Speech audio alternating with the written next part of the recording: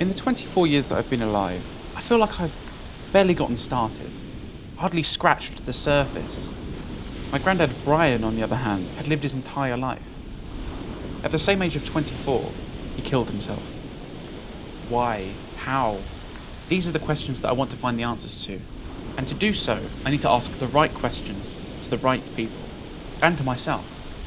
If we have any chance of understanding Brian, we need an open mind and buckets of empathy.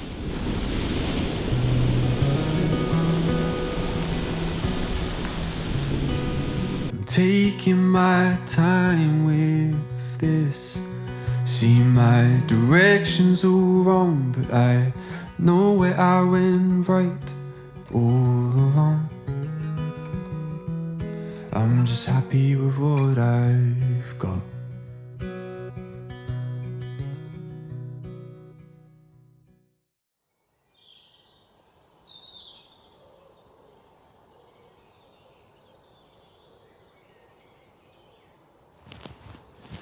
If I asked you to tell me about yourself, where would you start? Your profession? Your hobbies? Your age? Which gender you identify as? It's difficult. I've always struggled to find a good answer. But I think the reason we wrestle with finding that answer is because we're trying to cram all that we are into a neat and tidy 2 sentences. And it's impossible. You are much, much more than 2 sentences. So much more complex and strange and broken and beautiful.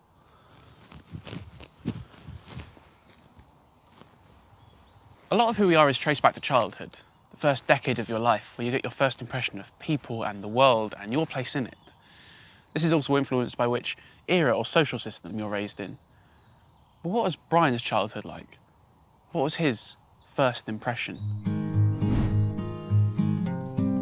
Brian spent the first half of his life in and around Abertillery. It used to be a thriving mining town, 40 years before the closure of the mines in the 80s. It had a booming economy, employment everywhere. Abertillery was doing just as well as Cardiff. Well, this sounds great for the town, but what was home life like?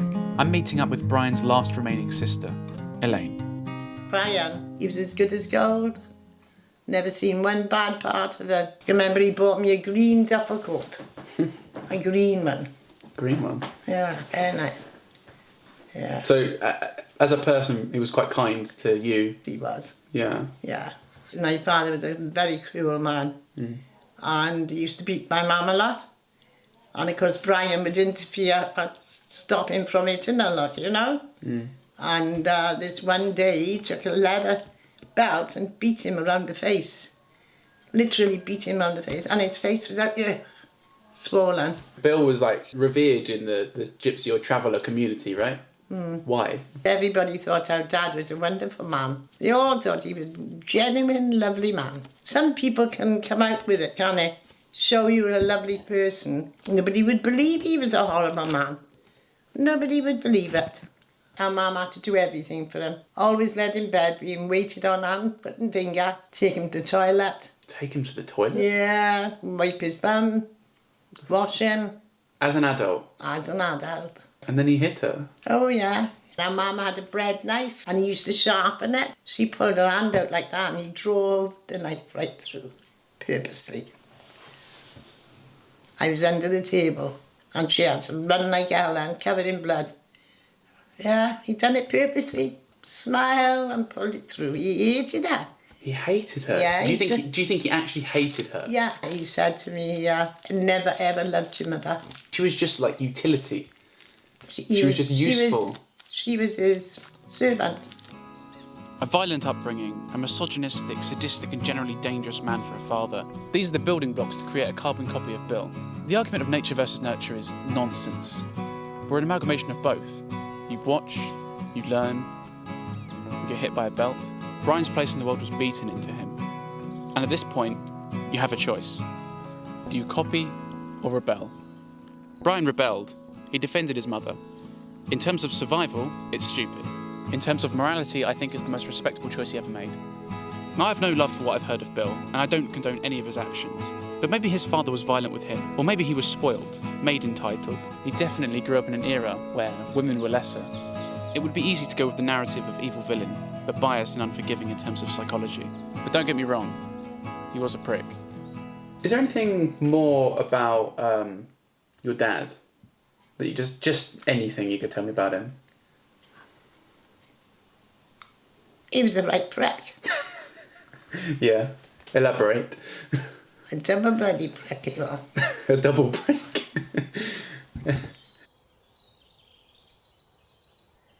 Growing up in a mining town and being dyslexic, well, you didn't have much choice in terms of profession. By the age of 15, Brian was sent down the mines whether he liked it or not. When mining, you prop up the wall in the corner, dig out as much coal as you can with a partner and throw it into the tub, or the mine cart. You then do the same for the other corner, then the middle. And once you have as much as you can excavate, you knock down the props and the roof falls down, which you then break up and throw into the minecart. You can only imagine how unbelievably arduous it must have been. You must have had a constant backache. I think we should go and ask somebody who knows.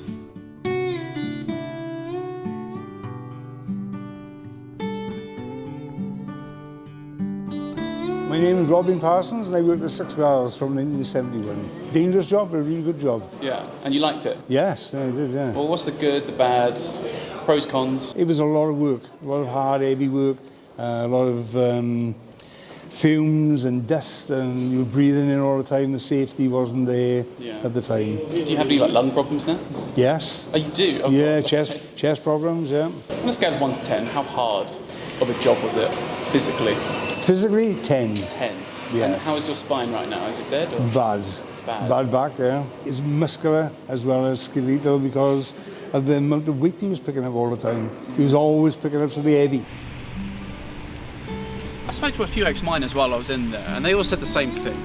It was hard and dangerous work, but they all seemed to love it. I'm going to assume that Brian liked it too, although it's tricky to tell if he just didn't know any different. Oh, one of the miners said in there, he said it was so hot in certain mines that they only wore a helmet and nothing else. I bet there's a calendar.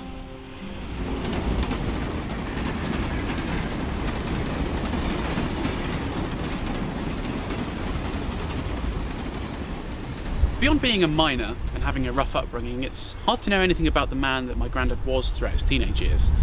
Was he ambitious? Was he good with the ladies? I don't know. What I do know is that around the age of 19 or 20, he relocated to Ramsgate. So clearly, he wanted to escape. He used to live here on Harder Street. There used to be houses here a long time ago. He got a new job. He was working 12 miles that direction in a village called Chislet down a mine. And he'd work all night, sleep all day, until the weekend when he'd do the one thing that he absolutely adored, riding his motorbike.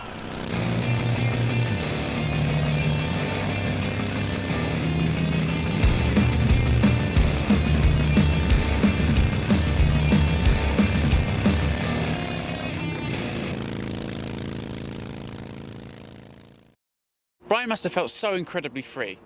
He not only escaped his father, but everything tying him to Abertillery. Finally, he had got his own independence, and nothing was ever going to take that away from him ever again. And then he got married. Okay, let's rewind a bit. 8th of March, 1958. Brian finds himself dragged along to a birthday party. Right here. My 21st birthday came up, and I invited this boy that I fancied. And he said, "Is it all right if I bring a friend along?" And I said, "Yeah, all right." And turned out he was going to be my future husband. He just seemed to blend in. You know, everyone sort of liked him, you know. Found his voice fascinating, like, you know, because... and I suppose just coming up from... I didn't know at the time, but obviously just come up from Wales. He really had a strong Welsh accent. As the evening went on, you know, more and more drink and one thing and another. I think we had a dance and a kiss. You had a kiss on the first time you met him? Well, when couples dance slow together, which they did in those days, it was an excuse for a cuddle, cheek to cheek type thing. Sometimes it used to lead to a kiss. It was a nice kiss. I mean, some men just can't kiss properly, if you know what I mean. It's there's a way of kissing, isn't it? And Brian was a natural. He said, could you take me out? And I said yes. And what were your first dates like? For what it was something to do, it's just a matter of seeing one another and going for a walk. Used to hold hands walking along the seafront.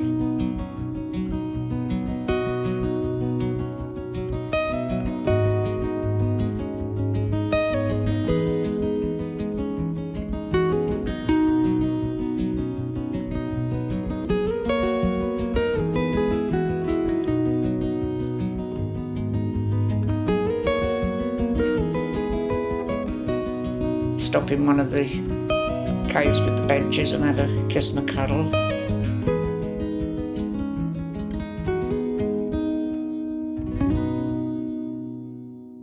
Yeah, in the winter, that's when I suggested to Mum and Dad, like, you know, could we have the front room? It's still cold because there was no heating in there. Mustn't have 2 fires going in the house, it's too expensive. We'd have a kiss and a cuddle, like, you know, and probably in the middle of a nice cuddle and something, Mum would come in with a cup of tea. Wouldn't knock, she'd just walk barge straight in, like.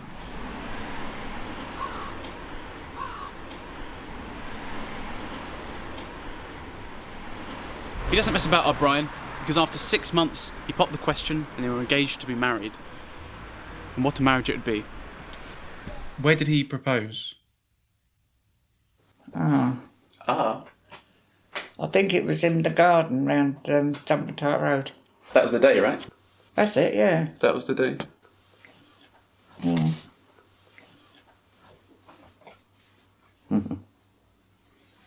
So he put on his best clothes as well? Yes, must have done, yeah. See, I don't look at a body like that. I can't see it like that. Well, you definitely saw it on that day, didn't you? Oh, yes. Did your parents like Brian?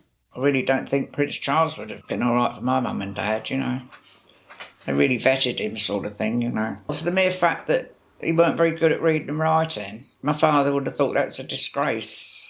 I was all in my wedding dress and everything, going to the church with my dad. He said, have you changed your mind? You want to... You know what I mean? Fingers crossed. Yeah. Tell me about your wedding day. Best day of your life? On the wedding day itself, being in April, it was Lent. All the statues or icons in the church were all covered in purple cloth because that goes into mourning before Good Friday. It's all a religious thing. Couldn't have any music. Oh no. Yeah, so I went up. Didn't have to go up, here comes the bride or anything. It was just walk in, got married and walk back out, you know. Look at my little waist. I doubt it's what Brian had in mind when he proposed. But looking at these photos, I think it's clear that he didn't care a bit. But this was step 2 complete. Step 1 was get out of Wales. Step 2, find yourself a wife. My nan does actually look quite cute here. I mean, let's be honest. What a catch for both of them. What was married life like? The flat was really rough, like, you know, but I should say it was one of the happiest times of our lives. Because we was alone and we could do what we liked, and we used to have a laugh at my failures at cooking and like getting used to one another, and used to have a lot of failures. He says, oh, I'll get the bike out, can't we go down the town and have something to eat, like, you know. And it was a horrible flat, kitchen on the landing, emptied the tea leaves down the sink and they'd come up in the bathroom, you know. It was dreadful. It was the happiest time of our lives there, really. And then you had a daughter. Mum and Dad were with me through my labour. And then Paul Brian, they went and woke him up and said, go and have a turn, like, we want to get some kip. Brian became a father on the 12th of June 1960. Well, step 3 complete. Time to do it properly. Time to be the father that he never had. In only 3 years, he'd completely turned his life around, striving for better and earning it. I think the 2 weeks after his daughter's birth were shining.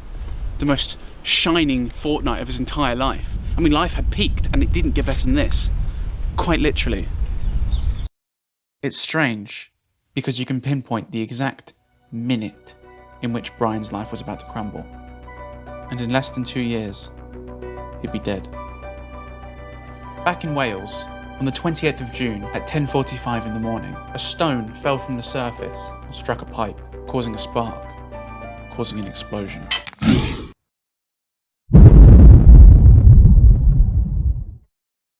They try to blame different scenarios of people smoking underground, which would never happen. So when you get the initial explosion, boom, it takes all the air, all the oxygen out of that tunnel straight away, with a fast wind that goes down the tunnel because of the initial bang. Then that wind goes down the tunnel, taking everything, and everything is being burnt up, all the oxygen in the air, and the fire whoosh goes down and takes everything, gone. So would it kind of instantly? Instantly. 48 men were down the mine when the explosion happened. But what's this got to do with Brian? He's safe and happy in Ramsgate, enjoying his life. Well, unfortunately, the same couldn't be said for Royden, Brian's older brother. It was a shock and upsetting, and you can understand that, can't you? And he got straight on his bike and went down there. And when he got down there, they hadn't even brought the men up, so he volunteered and went down. Well, he said, of course, he didn't like to really talk about it too much, but he said they were like waxworks models, because he said they weren't crushed or hurt in any way, just the air had been taken out of their bodies.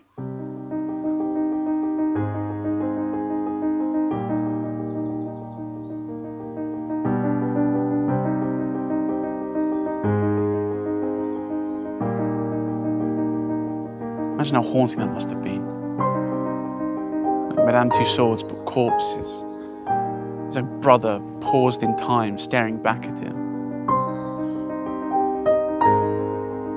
What does that do to a man?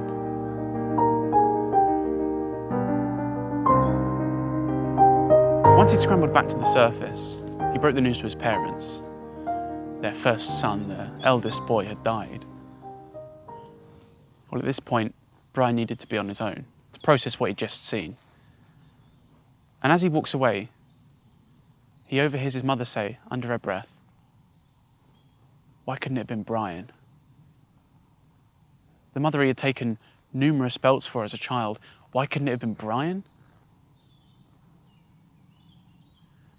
I often wonder what hurt more, finding Royden dead, or hearing that. 45 men may have died at Six Bells, but the chain of events that began there brought the death toll to 46. But Brian's name is not on the memorial.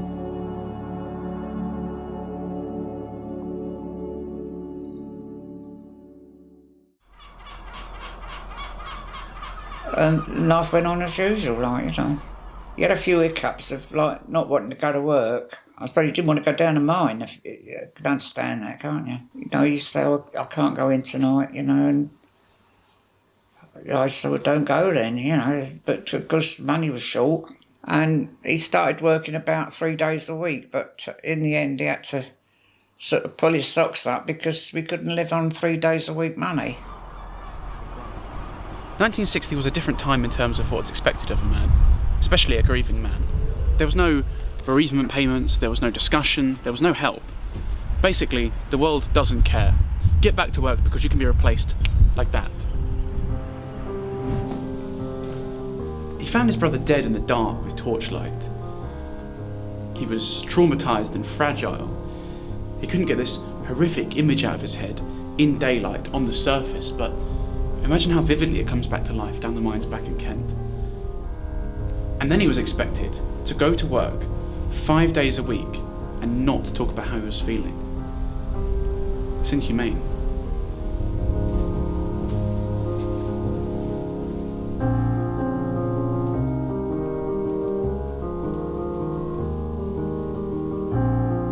Mining was a team effort with whoever your partner was, but Brian would just stop. Story goes that he suffered from hallucinations and psychosis. We don't know the specifics, but you can guess. He would try to knock out the props and bring the roof down without telling his partner, endangering himself and others. It didn't take long for his boss to tell him to leave. And a couple of incidents which he'd never ever done. He turned on me a couple of times. I suppose that was the beginning. Like he threw me out the front door, and then when I went back, he didn't even know that he'd done it. He asked where I'd been, and if I said to him, "You didn't half hurt me, you know, the other day, or when you twisted my arm, or done whatever you done to me," he would have had no knowledge of it. Mm.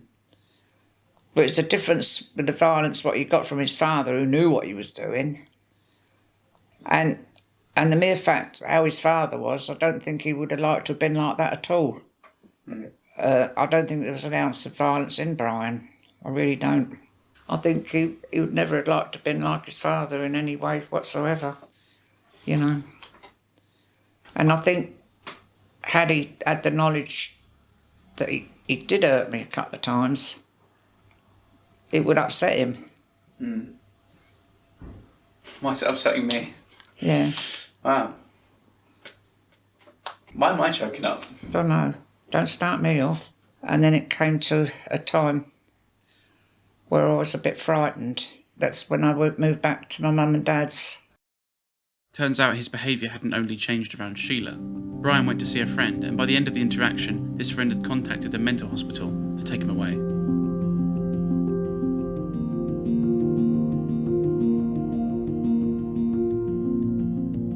Originally called Kent County Asylum, but was renamed to St Augustine's Hospital, specifically looking after people with mental issues. It was more than just a hospital though. It had farmland, a gasworks, a church, even its own fire department. It was practically a village within a village. But the hospital closed in 1993, and all that remains are a few exterior buildings.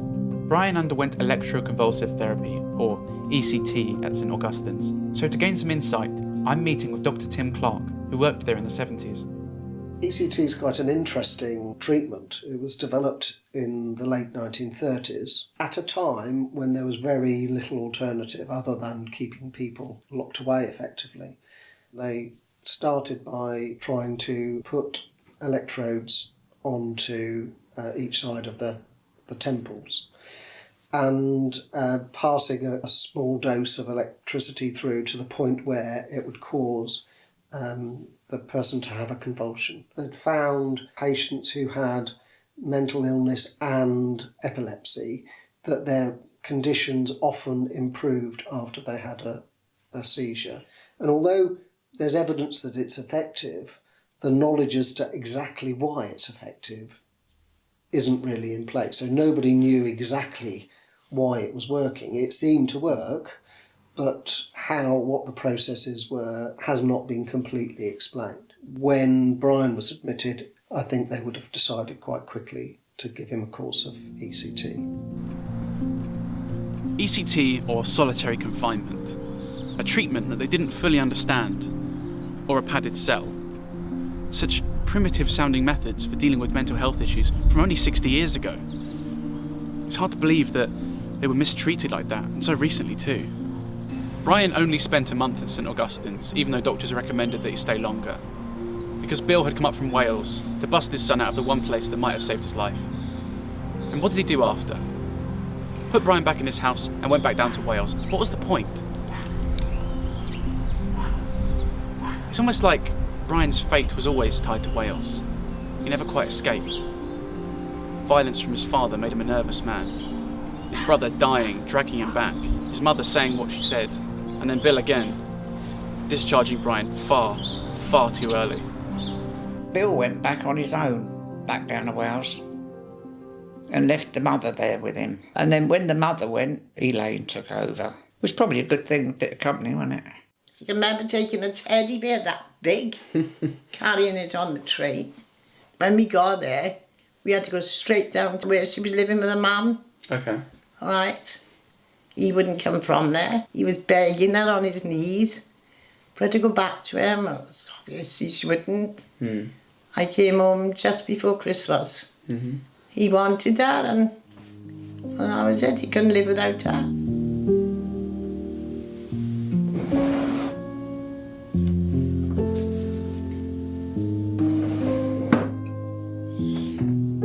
This is a newspaper clipping from the 19th of January, 1962. Seeing his wife, from whom he was parted, dancing with another man at Westwood Drill Hall, Broadstairs, Brian Edwards, 24 of St Andrews Road, Ramsgate, attacked another man and punched him to the floor. Edwards admitted to this when he was bound over for 1 year. He had to pay the sum of £5 at Thanet Magistrates Court in Broadstairs on Tuesday for assaulting McCohen. Edwards told the court that after his wife left him 6 months ago, he lost his memory and went into hospital. When he came out of hospital, his wife would not come back to him, and he was ill again after that. He said he had never seen McCohen before, but when he saw him dancing with his wife, he lost his head and hit him. I couldn't tell you who I was dancing with. It was just a chap that came up and asked me to dance. Brian was up there. Next minute, Brian attacked him. This part here is really significant because I've never heard a quote from Brian. I don't know exact words that he's said before. He said, "I am parted from my wife. I saw a man dancing with my wife and cuddling up close to her. I hit him. I was a fool." It's a shame that this is the context of the quotation that I've got. You know, it's not like a love letter I've got. It's just what he said in court after he hit someone because he couldn't have his wife back. And it's just really sad. It's really tragic. You start to realise where you are, what's happening to you, and what future you can see for yourself, or indeed the absence of a future. A sociologist called Emil Durkheim says most people don't want to die, is that they just don't know how to carry on living, and it may be that Brian just didn't know how to carry on living at that point in his life, and often then just does something just on the spur of the moment. Very few people really plan exactly what they're going to do. One day he took a leather belt and beat him around the face. Brian's place in the world was beaten into him. He said they were like waxworks models. His own brother paused in time, staring back at him. But he didn't want to go down a mine. The world doesn't care. Get back to work because you can be replaced. He overhears his mother say, under her breath, "Why couldn't it have been Brian? Why couldn't it have been Brian? Why couldn't it have been Brian?" I think he would never have liked to have been like his father in any way whatsoever. He was begging her on his knees for her to go back to him. "I saw a man dancing with my wife. I hit him. I was a fool. Why couldn't it have been Brian? Why couldn't it have been Brian? Brian.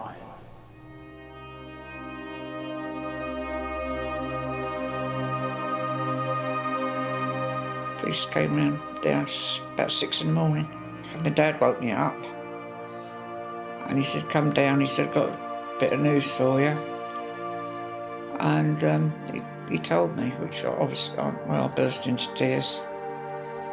And he said, "The police are waiting, you've got to go down and identify him down at the station." So I had to quickly get dressed and go down with my dad.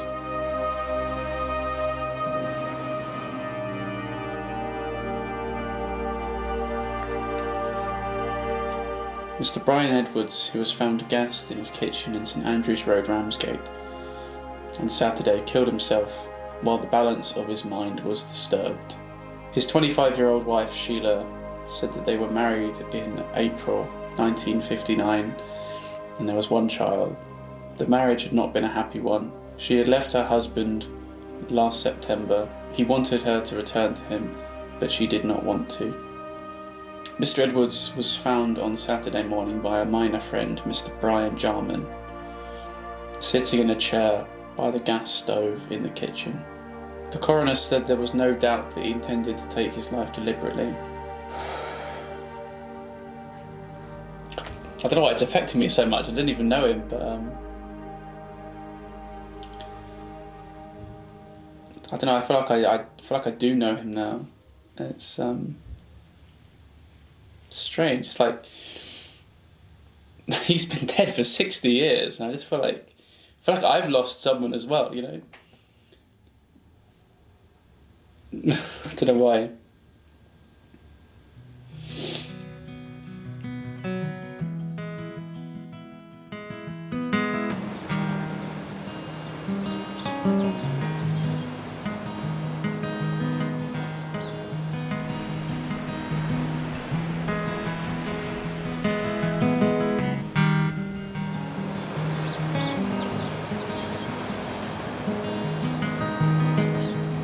My granddad's life was undeniably tragic and short, but in no way insignificant.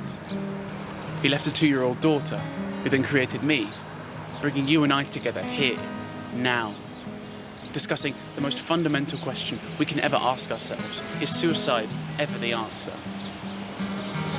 Well, from a non-sentimental perspective, it is an answer. But what I would say is, and I implore you, just sleep on it. Death doesn't need to happen right now. It's not going anywhere. Because death is so permanent and doesn't resolve what happened in your life, which caused you to arrive at this decision that you're now contemplating. If we had to face death at some point anyway, why not face life in the meantime? Just face it, feel it. Fall in love with the world and its possibilities. Listen to people's stories. Do that hobby you want to try for the simple fact that you want to try it. Stroke that dog on the street. Do a handstand just because you can and you're alive. You have so much to look forward to, so please, do stick around. With Brian's story, I think you can see it as a man who was failed by the system that bred misunderstanding and taboo. The system that told people if you weren't feeling well, you'd be an outcast, be called a lunatic while society washed their hands of you. But I think you can look at Brian's life and see it as progress. A footstep towards a conversation towards destigmatising depression. Only with stories and empathy and research have we been able to get this far in the first place. But we still have a lot to do, and I know that we're heading in the right direction. Forward. Well, I've been scared for so many years, and never saw what's right in front of my face when all I've done is close my eyes. I close my eyes. I know my heart is at between towns road, but at least it isn't lost. I don't know where it's been, but it made it home. And for me this is enough.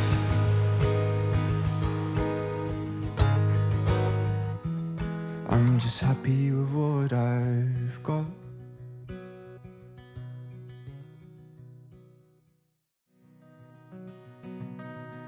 See, I've been scared for so many years, I never saw what's right in front of my face when all I've done is close my eyes.